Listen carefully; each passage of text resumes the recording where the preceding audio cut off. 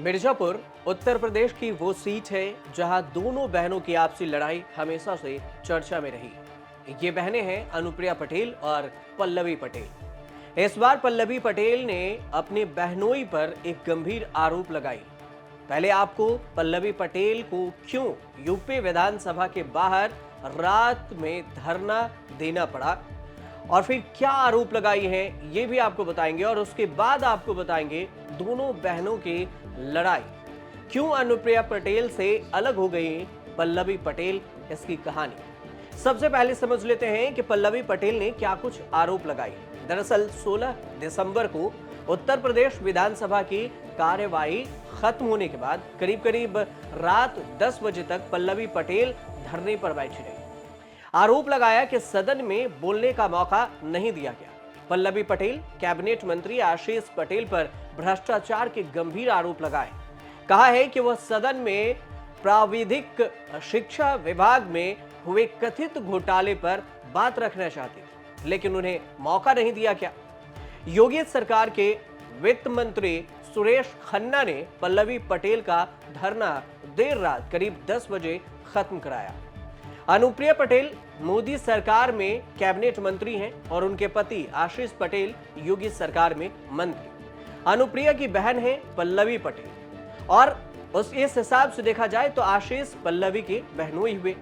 अब अनुप्रिया के आरोप पर आशीष पटेल ने पहले तो इस्तीफे की धमकी दी और कहा कि मेरी राजनीतिक हत्या कराने की साजिश हो रही है। सीएम आरोपों की सीबीआई जांच करा ले और अगर सीएम योगी आदित्यनाथ के बाद प्रधानमंत्री नरेंद्र मोदी जिस दिन आदेश करेंगे मैं 1 सेकंड में इस्तीफा दे दूंगा। दोनों का बयान सुनिए। देखिए, इस मुद्दे को इस भारतीय जनता पार्टी की सरकार के विभाग के अंतर्गत जो ये घोटाला हुआ है, इस मुद्दे को मैंने सुबह प्रश्नकाल के दौरान भी उठाने का प्रयास किया, तब सदन स्थगित कर दिया गया।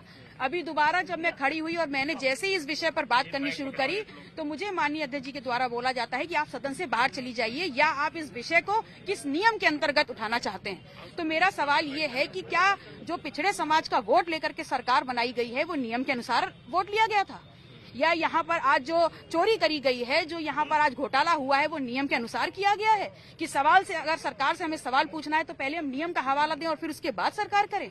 अनर्गल तत्व जो है जिन्हें दूसरे की छवि धूमिल करने में आनंद आता है, ऐसे लोगों ने 2-3 दिन से जब सत्र सामने है एक अनर्गल प्रलाप शुरू किया कि आपको पता है कि मैं भी सर्जरी से जस्ट वापस लाऊं, रिकवरी पीरियड में भी हूँ। मुझे कल बड़ी व्यथा हुई तो अंत में मुझे मजबूर होकर के लिखना पड़ा कि अगर माननीय मुख्यमंत्री जी को किसी प्रकार का वो है तो इसकी सीबीआई से जांच करा लें। और यही नहीं, मेरे कार्यकाल में किए गए हर कार्य की सीबीआई से जांच हो जाए तो सब दूध का दूध पानी का पानी हो जाए। अपना दल कमेरावादी की नेता और सिराथू के से सपा एमएलए पल्लवी पटेल ने आरोप लगाते हुए यह भी कहा कि प्राविधिक शिक्षा विभाग में एचओडी बनाए जाने में बड़ी हेराफेरी हुई, नियम ताक पर रख दिया गया है और पैसे लेकर पॉलिटेक्निक में एचओडी बनाने के सारे नियम तोड़ दिए गए। इस मामले में सरकार को जवाब देना चाहिए और यह एक बड़ा घोटाला है और इस पर मुख्यमंत्री योगी आदित्यनाथ स्वयं जवाब दें।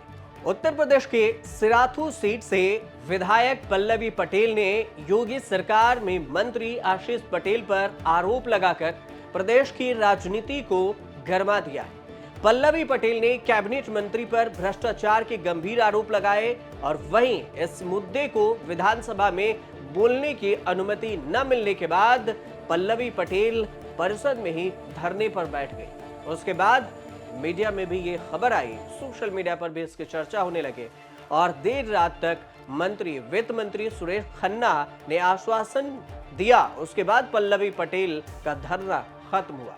लेकिन अब सवाल ये उठता है कि आखिर अपनी बहनोई के खिलाफ मोर्चा खोलने के पीछे की असली वजह क्या है? क्या है दोनों बहनों की लड़ाई? आपको ये समझना सबसे ज्यादा जरूरी है। उसके बाद आपको समझ में आ जाएगा पारिवारिक मतभेद कैसे राजनीति में भी लड़ाई बन गई।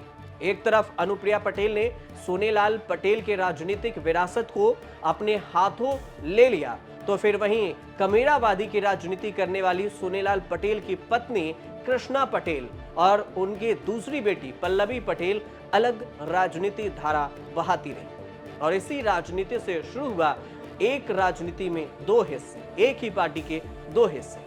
उत्तर प्रदेश की राजनीति में सोनेलाल पटेल के पास कुर्मी वोट बैंक की ताकत का एहसास था। बेनी प्रसाद वर्मा कभी कुर्मियों के बड़े चेहरे के रूप में उभरे, लेकिन अलग राजनीतिक शक्ति बनाकर राजनीति में अपना मुकाम हासिल करने वालों में नहीं रहे और उनके जगह पर जो जगह लिए सोनेलाल पटेल।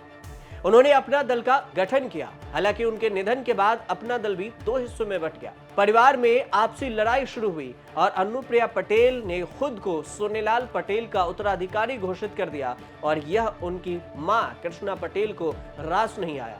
उन्होंने भी पार्टी पर दावा ठोक दिया। इसके बाद अपना दल दो हिस्सों में बंट गई और अपना दल सोनेलाल के अध्यक्ष अनुप्रिया पटेल बनी। वहीं कृष्णा पटेल ने अपना दल कमेरावादी के जरिए अपनी राजनीति को आगे बढ़ाया। फिर जाके दोनों दो हिस्सों में बंट गए।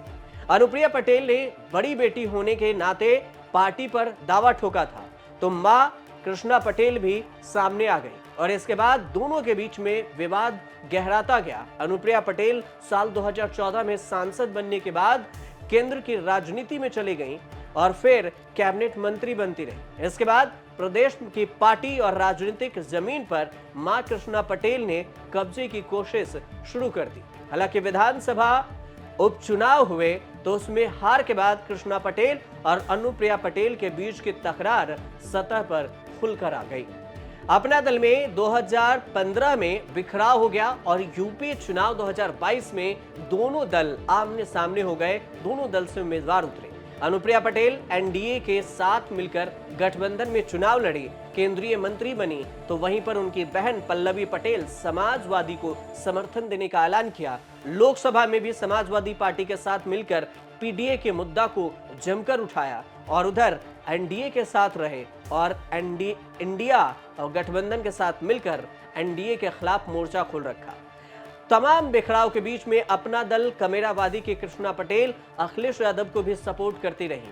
कुर्मी वोट बैंक में अपनी अलग पहचान बनाने की कोशिश में भी वो हमेशा से दिखती रही। इधर पूर्वांचल के करीब आधा दर्जन जिलों में मजबूत दखल रखने वाले उत्तर प्रदेश के पटेल परिवार में जारी जंग थमने का नाम नहीं ली।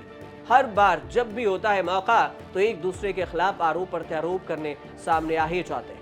सिराथू सीट से समाजवादी पार्टी के विधायक पल्लवी पटेल ने रिश्ते में जीजा लगने वाले अपना दल के एमएलसी और योगेश सरकार के मंत्री आशीष पटेल पर अब भ्रष्टाचार का आरोप लगाया है और ये मुद्दा सदन में उठाना चाहा, लेकिन बोलने से रोक दिया तो फिर विवाद हो गया और धरने पर फिर बैठ गए। इसके पलटवार में आशीष पटेल ने आरोप लगाते हुए कहा कि पल्लवी के फोन कॉल्स डिटेल से पता चल जाएगा कि वो कहां से ऑपरेट हो रही है। हालांकि ये ऑपरेट कौन कर रहा है, कैसे हो रहा है, भ्रष्टाचार हुआ या नहीं, ये सब जांच के बाद पता चलेगा। फिलहाल आप देखते रहिए न्यूज़ तक।